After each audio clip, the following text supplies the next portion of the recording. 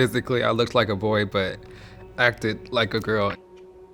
I was bullied because kids are taught boys have to be boys, girls have to be girls. I just have to go about life in my own way and make myself happy.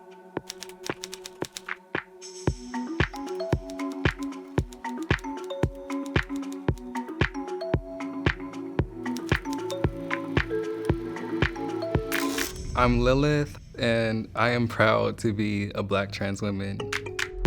I'm a beauty advisor at Sephora, and I specialize in artistry and all things makeup. I have a love for beauty, and through friends, I found out that Sephora was really inclusive. Sephora is my newfound family. It just feels really nice to have people take me with open arms and accept me for who I am. My first time putting on makeup, I looked at myself in the mirror, I felt really pretty. I was like, I'm okay with this. Beauty is important because it allows people to just express themselves. It gives us confidence to just be who I am. It honestly freed me.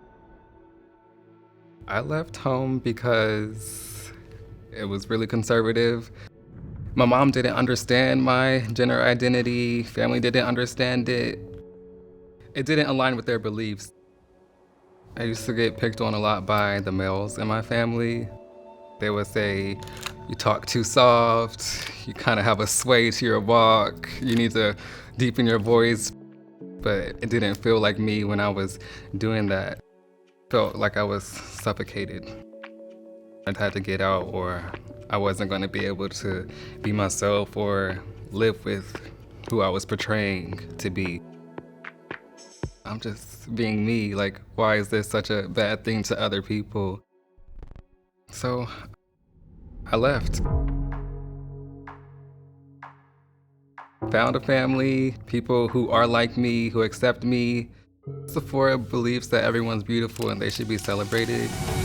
Black trans culture has been at the forefront of everything.